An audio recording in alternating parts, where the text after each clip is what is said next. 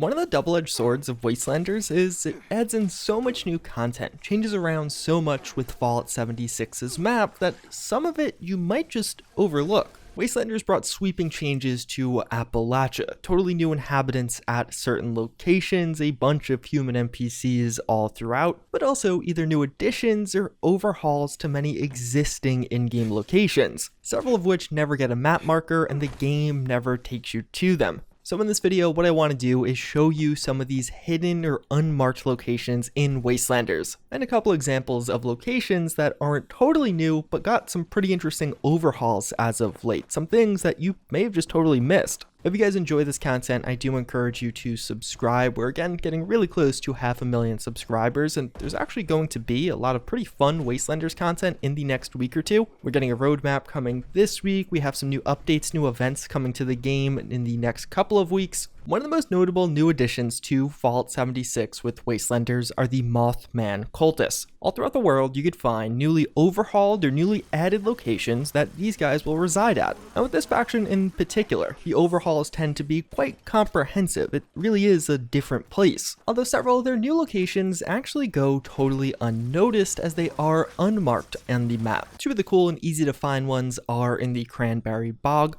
Not really in a specific location, they're just here on the map. This first one is relatively minor, just a effigy as well as a bonfire, although it is a pretty cool spot to put your camp down nearby. But alternatively, they also have a much larger location located here. This one has considerably more going on, large supports as well as just a much larger shrine overall. And these really do show how much the Mothman Koltes have infested the map, giving you quite a few things to actually find just in typical adventuring. Although speaking of, one other pretty cool thing that isn't really a new location, but something that will happen at some of the Mothman Koltes locations. Before Wastelanders came out, one of the developers mentioned how at a specific spot, at a specific time, something unique would happen with the Mothman Koltes. But of course, we didn't have access to the DLC and he never really expanded on it. So I'd been wondering, well, what was that? So it turns out at roughly midnight at several Mothman Koltes locations, there is a chance for a Mothman to spawn there. I've had quite a bit of luck with them spawning at the Moth home location, and you will find some of the cultists bowing down to him, which is pretty cool. Although this isn't some run-of-the-mill generic Mothman, as you'll notice after taking out all the cultists, he is totally pacifist. He just sits there, you can walk by him, and even further, you can attack him, but he is invincible. And if you shoot him with a ranged weapon, he will regenerate his health. It's not totally clear if that's a bug or intentional, but I'm gonna assume it's intentional given the circumstance of this encounter overall. Although it does seem like if there's like another enemy NPC in the area, he sometimes will start attacking them and then he does become a regular enemy, or perhaps that is just unrelated and was a massive coincidence to happen right around midnight also at this location.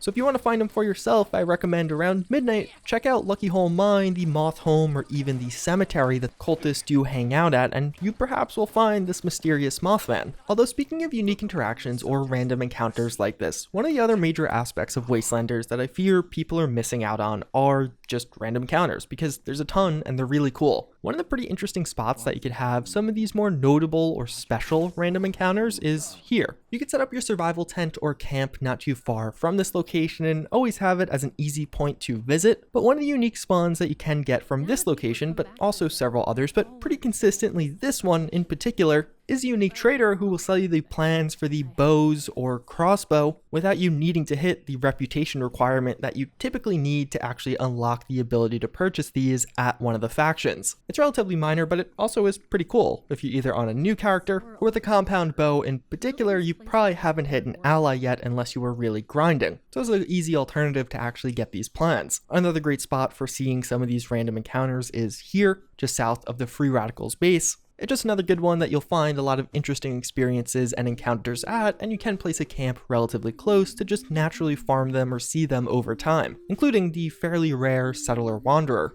Okay, so although those were unmarked locations, there were more unique or unmarked encounters plus locations. For a more true to form unmarked location like we've had in previous Fallouts, there are two pretty notable and big ones you could find in Wastelanders. One of the first ones brings you to the Mire region of the map. Here you can find a fairly interesting unmarked farm, which now seems to be owned by the settler engineer, which I did see here after several server hops, so it pretty consistently spawns at this location. The house and farm area themselves are pretty normal, although as you go into the house itself, you could actually find on the second story a unique note, as well as some bears having a tea party. Via this note, it seems like the child liked to go out and play with her friends, but her sister, who seemed to take care of her, was consistently asking and requesting for her to come back in. And this really bothered the child. She just wanted to play with her friends, but kept having to return. Although, as you explore over the hill and towards the side of the house, you will find an entirely submerged bunker, which is pretty cool. This whole location throughout the house and the bunker, you can place your camp in. So this bunker in particular makes a really cool camp spot that I would recommend you guys trying out. The bunker does have a pretty cool design. Unlike some of the Free States bunkers, it looks like something somebody put together in haste.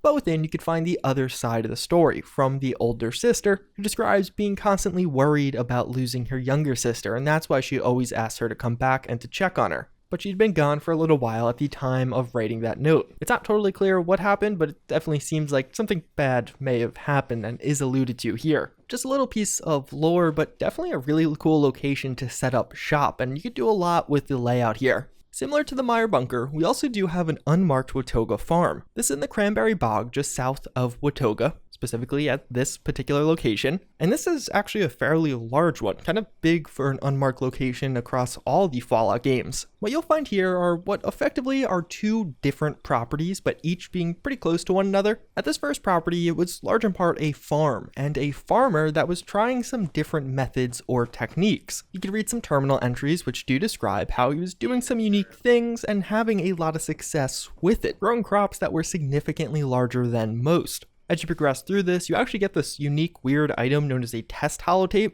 It does somewhat coincide with what he was saying, but it's not totally clear why. But even further, he does discuss how there are some oddities going on with his neighbors kind of walking around his property, hiding in some of the bushes or trees to watch what he was doing.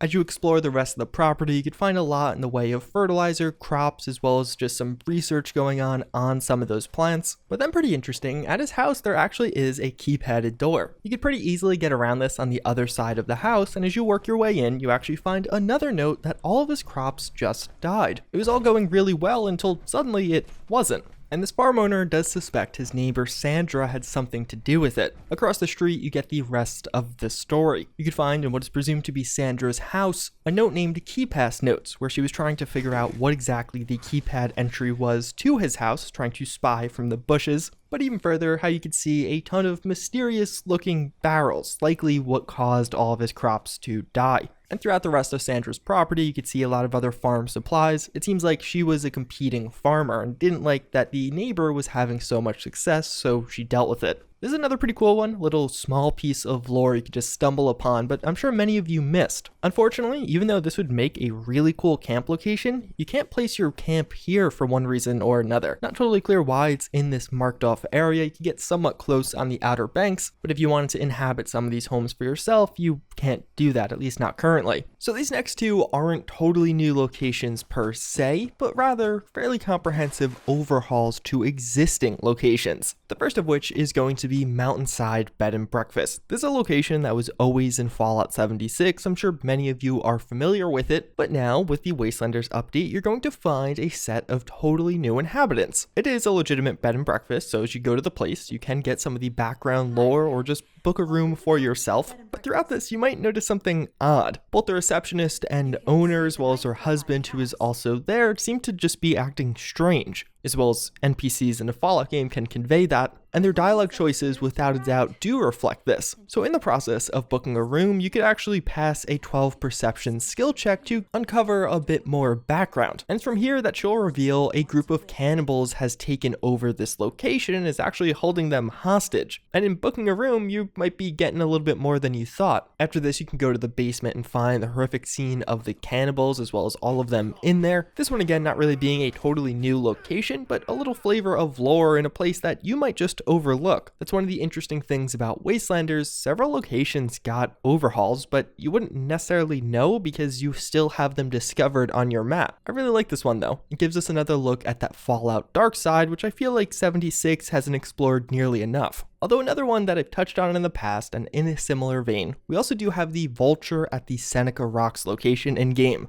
This is quite cool because what this vulture was in fact the original Scorch Beast. If you look back to the concept art, you could see this design was what they intended for the Scorch Beast, and it was in the files of Fallout 76 since beta, but since they went with that other design, they didn't really have a use for it, but it got this new nice prop here in the world. Also making a pretty cool overlook for a camp. But overall, those are a few unmarked or hidden locations that you could stumble upon throughout Wastelanders that are pretty cool. A few of the places that have a bit more intrigue or background outside of just a random shack that happens to not have a map marker. I'm sure there's more, so if you feel like I missed any of them, I would love to hear from you in the comments down below. But otherwise, hopefully you guys enjoyed this video. As always, again, I thank you for watching, and I hope to see you all next time. Later.